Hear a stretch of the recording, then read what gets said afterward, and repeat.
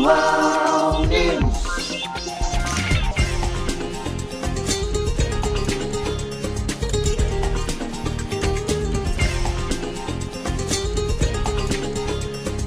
Virtual News. Relatora da CPMI pede iniciamento de Bolsonaro e mais 60 pessoas. Após quase 5 meses de trabalho, a relatora da CPMI de 8 de janeiro, senadora Elisiane Gama, apresentou o relatório final com 61 pedidos de indiciamento, entre eles o ex-presidente Jair Bolsonaro. O documento, apresentado nesta terça-feira, ontem, traz ainda como indiciados integrantes militantes do governo Bolsonaro próximos ao ex-presidente, como o ex-ministro da Casa Civil e da Defesa General Walter Braga Neto, o ex-ministro-chefe do Gabinete de Segurança Institucional, General Augusto Heleno, e o ex-ministro da Secretaria-Geral de Presidência, General Luiz Eduardo Ramos, e o ex-ajudante de ordem, Tenente-Coronel Mauro Cid. Por outro lado, oposicionistas apresentam 2 votos em separado, apontando a omissão do governo federal para impedir os ataques, que eles pedem o indiciamento do presidente Lula e citam a falta de provas que sustentem a criminalização de Bolsonaro. Um pedido de vistas transferiu a discussão da votação do relatório final para esta quarta-feira, dia 18, a partir das 9 horas. Que maravilha, né? Vamos lá, vamos pedir aqui para a CPI mudanças incríveis. Realmente o país amanheceu de uma outra forma nesta quarta-feira. Afinal de contas, o tão esperado relatório transformador, espetacular, galáctico foi apresentado. E a oposição também, por sua vez, posicionou de forma enfática, clara e absoluta de que, gente, o Brasil precisa caminhar. Vamos parar de gastar dinheiro à toa. Faça-me o favor, né? Pelo amor de Deus, senhores, fique à vontade. Mais uma CPI. Mais uma CPI que não vai dar em nada, vai terminar em pizza, assim como foi a CPI do Covid. Tanto dinheiro se gastou, tanta coisa se levantou. Hoje em dia essas CPIs nada são do que palco para políticos ficarem lá lacrando. Tantas coisas importantes para o Brasil, para se discutir no Brasil. Já estamos encaminhando para o final do ano, não vimos nada, não aconteceu nada. Acho que tem pautas mais importantes, ficam gastando tempo com isso para se promoverem, nada além disso. Agora, uma curiosidade que vou levantar aqui nessa CPI da Elisiane Gama, porque né, essa CPI é da senadora Elisiane Gama, o relatório agora é dela, do governo, né? Virá também o relatório da oposição, mas ela deu o relatório. Eu fico me perguntando, será que eu estudei direito penal errado? É a pergunta que não quer calar. E deixo também para o meu colega, também advogado aqui, porque eu acho que ele também deve ter tido essa aula, inclusive estudamos na mesma universidade. Para pensar, uma pessoa é indiciada, estou falando aqui do ex-presidente Jair Bolsonaro, né? De acordo com a Elisiane Gama, ele é o pai de tudo o que aconteceu no 8 de janeiro e está sendo indiciado. Agora eu vou deixar uma pergunta aqui no ar para os meus colegas que estudaram direito penal também. É possível você indiciar uma pessoa sem ouvi-la? Como é que pode? E isso vale para o outro lado também, porque me parece que a oposição vai colocar lá o nome do Flávio Dino, do G. Dias, que isso, aliás, não apareceu no relatório da ministra Elisiane Gama. Agora, como é que pode você indiciar uma pessoa sem ouvi-la? O próprio Lula, né? Tá sendo indiciado. O próprio Lula não tem cabimento. Então, assim, foi dinheiro gasto à toa, é uma palhaçada e não vai surtir efeito prático nenhum. A grande verdade é que nenhuma CPI no Brasil até hoje deu em nada. Isso infelizmente não é uma novidade. Só que essa CPI essa CPMI do dia 8 de janeiro, ela corre um risco ali muito curioso de não ter relatório aprovado. Afinal de contas, já foi falado aí sobre esse relatório da senadora Elisiane, que, por sinal, fala muito mal o português, né? Aliás, uma das grandes coisas que a gente consegue perceber nessas CPIs é a qualidade dos nossos parlamentares, que é extremamente lamentável. Mas vamos pular essa parte. A grande verdade é a seguinte: é muito provável que dessa CPMI não saia nenhum relatório. E seria uma CPI completamente vazia. Essa que é a grande verdade. O relatório principal feito pela senadora relatora, ele provavelmente não vai ser aprovado. Por outro lado, o relatório feito pela oposição, ele também não deve ser aprovado. Então, existe o risco de ser uma CPI que, além de não dar em nada, ela não chega a conclusão alguma. Essa é a situação que o Brasil acaba vivendo e o dinheiro que acabou sendo gasto. Como você bem disse, Márcio, vamos seguir para frente. Esquece esse negócio de CPI, vamos parar de gastar dinheiro e vamos seguir em frente. Vou discordar. O Denise discordou, vou discordar também. Vai ser aprovado um e vai ser aprovado o outro, mas não vai dar em nada, que já tem erro, já tem falha. A Denise já apontou aqui. Da mesma forma, aquela famigerada CPI da Covid também teve relatórios aprovados e ela foi extinta pelo Cristiano Zanin. Em um despacho ele falou assim, olha, não existe elementos probatórios e acabou. Simplesmente acabou. Então, ou seja, é completamente inócuo. O que acontece? Esse relatório ele é aprovado e segue para o Ministério Público. Ele tem que seguir para o Ministério Público. O Ministério Público vai pegar, vai olhar e falar, meu Deus, aqui, não dá, não segue, não dá para... Eu acho que a reação é mais ou menos por aí, viu? Não dá, gente. A Denise acabou de falar, gente, estão indiciando que vocês não ouviram. Como é que pode? Isso é um absurdo. É um achismo jurídico. É um achismo. A CPI é uma comissão de investigação. Já disse várias vezes aqui. Ela faz a mesma coisa e tem o mesmo papel que os órgãos de investigação. A Polícia Federal, os delegados, né? Afinal, você está investigando. Como que você pode investigar alguma coisa sem ouvir o indiciado, a versão da pessoa que vai ser indiciada? Ou seja, vamos indiciar, né? Indiciar é dizer tal pessoa é culpada. Então, vamos indiciar aqui o ex-presidente Jair Bolsonaro, a oposição. Vamos indiciar aqui o presidente Lula e tantas pessoas, né? Que não foram ouvidas. Quer dizer, a versão da pessoa não importa? Não tem cabimento. Aí eu vou indiciar. Você ficou calado, está indiciado. Você que não pôde, disse que não vou falar, está indiciado. Você que não respondeu, está indiciado. Deixa eu só levantar um ponto curioso, mais um ponto curioso dessa CPMI.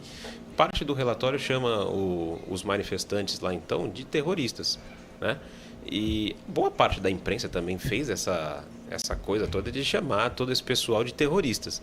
Por outro lado, os terroristas de verdade que estão agindo lá em Israel, do Hamas, essa coisa toda, eles não são chamados de terrorista por essas mesmas pessoas da esquerda. Isso é só um pequeno detalhe. Nós vamos ter que mudar, vamos ter que chamar de ultraterroristas.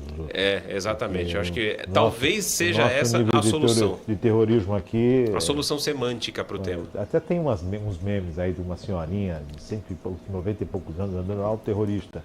Com a Bíblia na mão. Então vamos ter que chamar outros de ultraterroristas.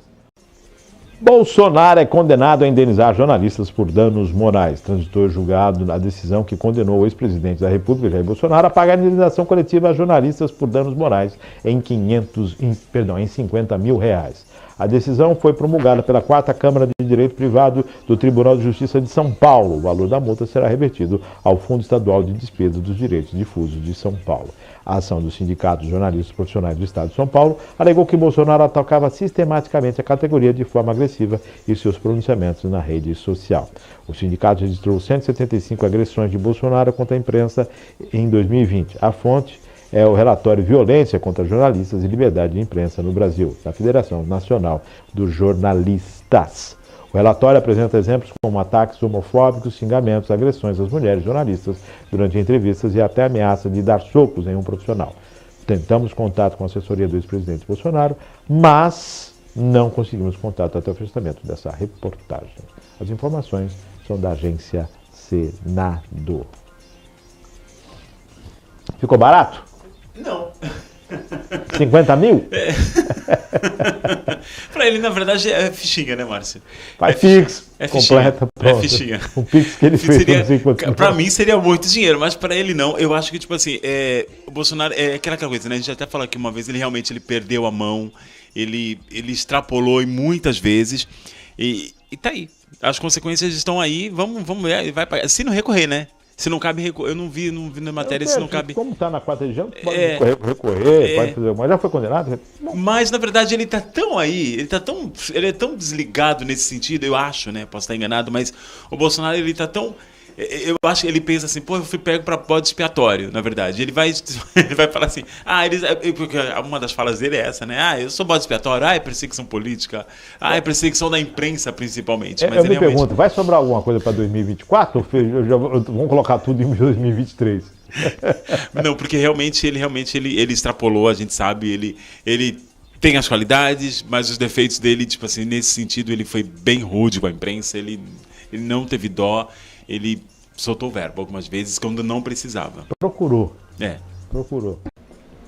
TSE suspende julgamento contra Bolsonaro por uso do 7 de setembro. O Tribunal Superior Eleitoral suspendeu na noite desta terça-feira, dia 24, o julgamento de 3 ações contra a conduta do ex-presidente Jair Bolsonaro durante as comemorações de 7 de setembro de 2022.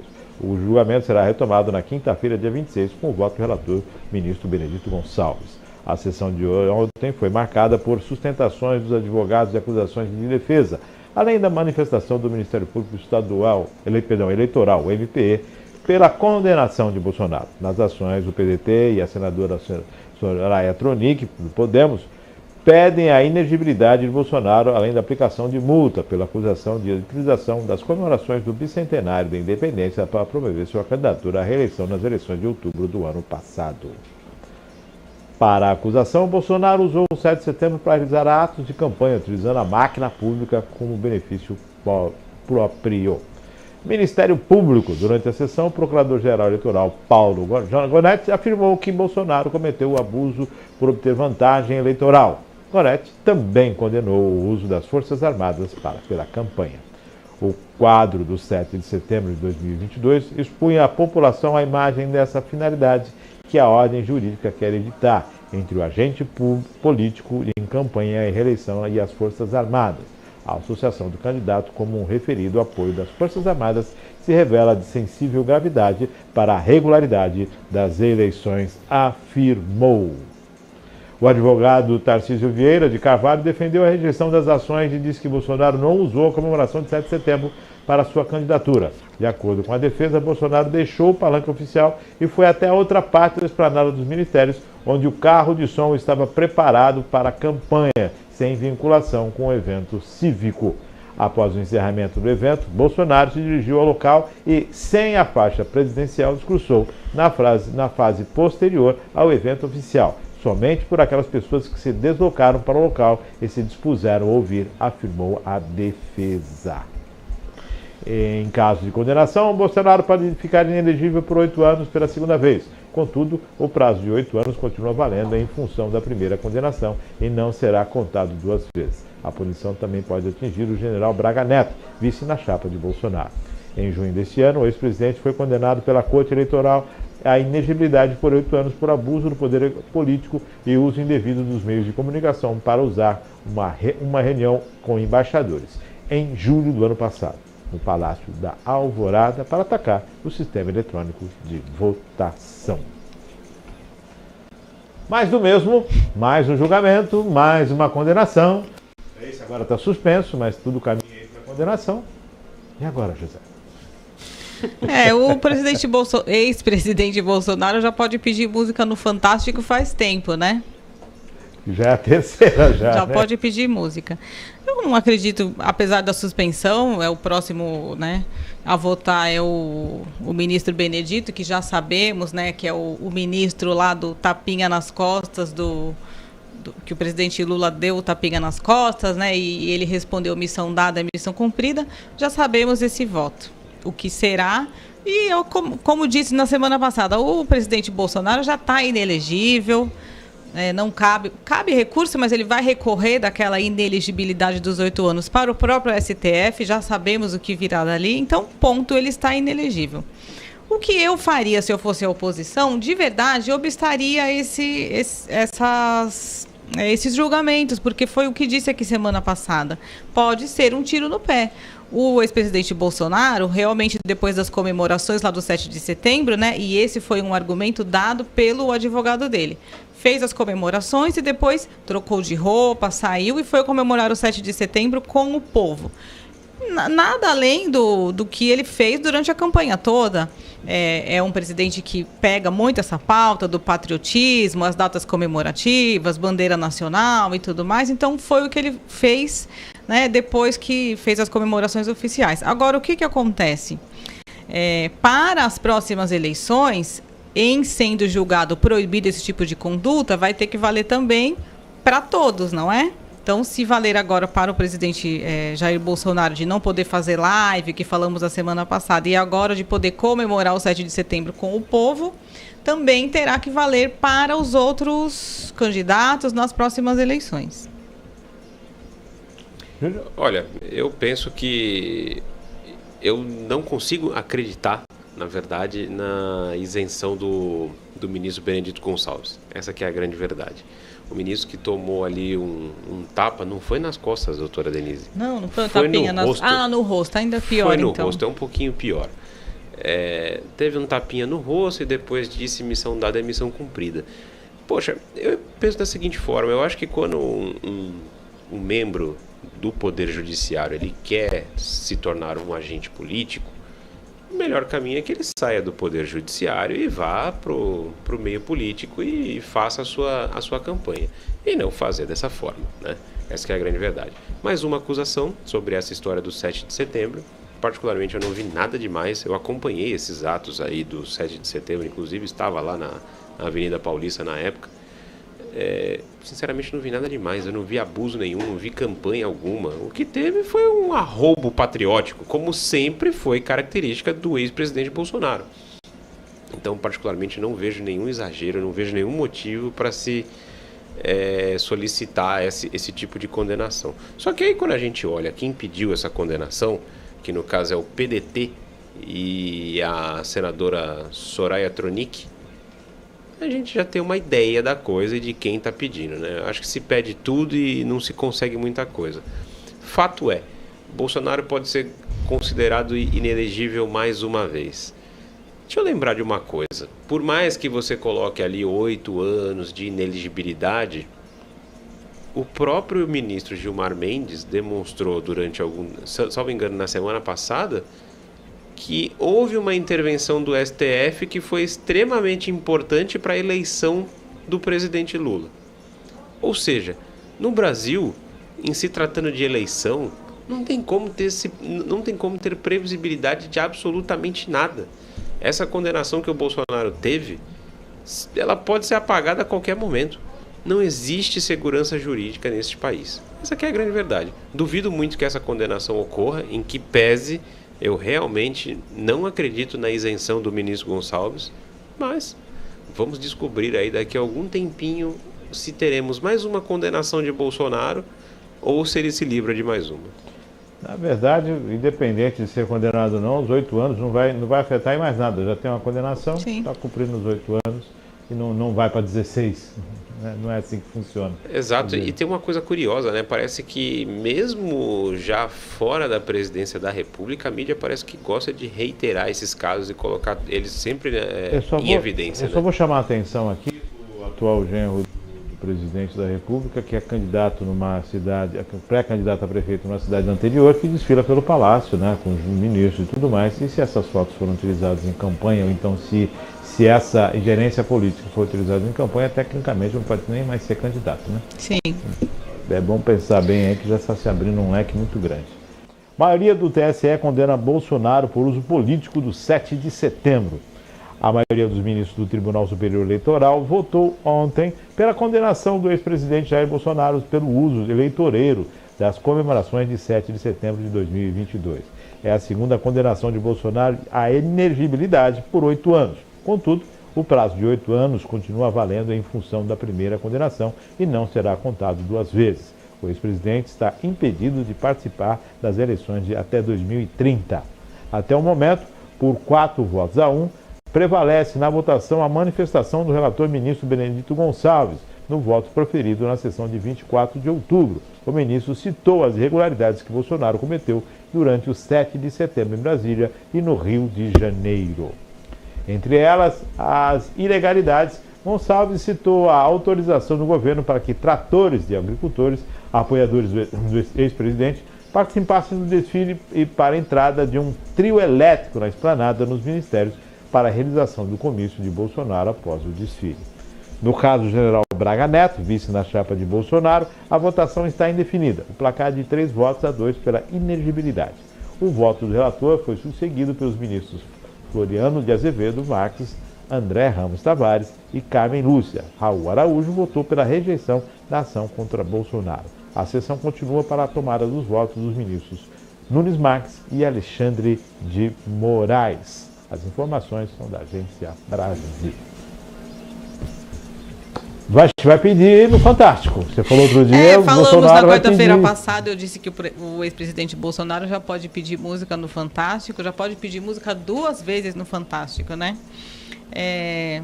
Porque vai agora ser condenado pelo 7 de setembro e tem mais ações que será condenado, enfim.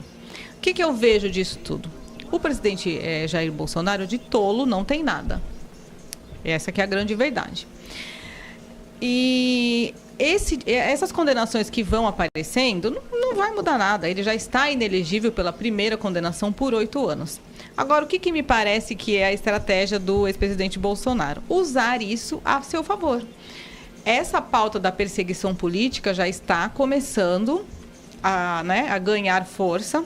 O ex-presidente Bolsonaro e a direita faz isso muito bem nas redes sociais. É uma dos defeitos do PT, que inclusive dito por eles, né? Nós não sabemos usar as redes sociais como o pessoal da direita, como o ex-presidente Bolsonaro. Então ele vai explorar isso ao máximo. Até na próxima eleição ele vai explorar isso, com certeza vai indicar alguém, né, para que concorra ao cargo da presidência. E o que eu vejo disso é que ele vai sair ainda mais forte. Por quê? A política econômica do país não vai bem, sabemos disso, né? Começa a faltar dinheiro no bolso das pessoas, do trabalhador, vão culpar o governo, e justamente. Então, me parece que essa estratégia de ficarem condenando o presidente Bolsonaro por conta do que aconteceu no governo dele, para que ele se torne inelegível 1, 2, 3 vezes, só vai acabar fazendo com que ele cresça mais, porque foi como o Márcio disse, essas condenações não vão somar, então ele não vai ficar inelegível somando todas essas penas, ele vai ficar o máximo ali, que é 8 anos, mas isso vai ser explorado por ele e ele não vai sair da mídia. Essa que é a grande verdade. Agora, um outro ponto que temos que trazer aqui é que as regras precisam valer para os dois lados, e não é o que nós temos visto no Brasil. Aqui vale 2 pesos, 2 medidas. Para uns o rigor da lei, para outros, né, que são amigos do rei, é outro tipo de tratamento. Para não passar em brancos, vimos ali os irmãos Joesley, é um absurdo, né? De volta à cena do crime, como disse o vice-presidente Alckmin, né? Querem voltar à cena do crime. Nada além disso. Os irmãos Joesley configuraram um escândalo de corrupção e tanta coisa, fizeram acordos de delação premiada. Confessaram muita coisa. Confessaram o crime, confessaram muita coisa, agora estão lá, bonitos na fita, como diz o popular, vão voltar provavelmente, muito bem, a transitar pelo palácio e tudo mais, né? Fazer negócios com o governo, tá tudo muito bem, tudo muito bonito. Então, é assim que segue a democracia relativa aqui no Brasil. Para uns é um peso, para outros é outra medida. Eu queria destacar o que eu havia falado na semana passada, que eu não acreditava na isenção do ministro Benedito, que, caso vocês não se recordem, ele é o ministro que teve o tapinha no rosto por parte do Luiz Inácio, e quando na posse lá no TSE, ele grudou no ouvido do ministro Alexandre de Moraes e falou: missão dada é missão cumprida, né? Então me assusta muito de ver quando membros do judiciário estão envolvidos aí politicamente com a coisa, né? O que a gente espera deles é a isenção e que façam julgamentos aí sem paixões políticas, o que me parece que passou longe, né? Ainda nessa mesma linha, houve um comentário para lá de lamentável do ministro Alexandre de Moraes, falando sobre essa questão do 7 de setembro, em que ele classifica como vergonhoso ter deixado o primeiro-ministro de Portugal de lado e ter ficado o Luciano Hang lá do lado do presidente Bolsonaro durante o desfile de 7 de setembro. Até aí, a opinião do ministro, sendo até declarado em um processo, não deveria acontecer, mas é algo que passa. Mas eu acho que a forma com que isso aconteceu, que não foi nada legal, e aí que me deixa preocupado, o comportamento dos ministros da Suprema Corte. Ele fez o seguinte comentário, dizendo assim como se fosse um periquito verde, se referindo ao Luciano Hang. Eu sei, o Luciano Hang, ele realmente tem um comportamento caricato. É o jeito dele, né? Aquele negócio de terno verde, gravata amarela, particularmente não gosto, eu acho ridículo. Mas, minha opinião, ponto. Agora, o ministro do Supremo falar de um modo jocoso dessa forma... Na corte. Na corte é uma situação um tanto quanto complicada. E aí você junta outros comportamentos, como aquele inquérito lá que aconteceu na Itália, lá de uma suposta agressão, em que ele diz que o filho dele foi agredido. E aí você vê um relatório da polícia italiana completamente ao contrário. Aí a gente começa a pensar, poxa, será que ele está realmente julgando com isenção? Ou ele se tornou um agente político? Sabemos que o Supremo Tribunal Federal ele é uma corte política. Mas é esse o Brasil que a gente quer que caminhe para esse lado, né, de ter uma Suprema Corte que é uma extensão do Palácio do Planalto, do atual Palácio do Planalto. Porque daqui 4 anos ele muda, né? Quer dizer, esperamos que mude, né? E aí como é que fica? Se for algum inimigo político, essa pessoa vai ser perseguida? Pode ser até o próprio Bolsonaro, afinal de contas tá inelegível, ok. Só que no Brasil é tudo para sempre, mas só por enquanto. Então é assim que as coisas funcionam por aqui. Basta ver que o presidente Lula se tornou candidato e ele estava preso, né? Deveria estar preso até hoje, essa que é a grande verdade. Aliás... E assim segue o Brasil. Doutor José, na esteira disso, né, dessa questão do quanto o STF tem protagonizado no sentido de ser um tribunal político.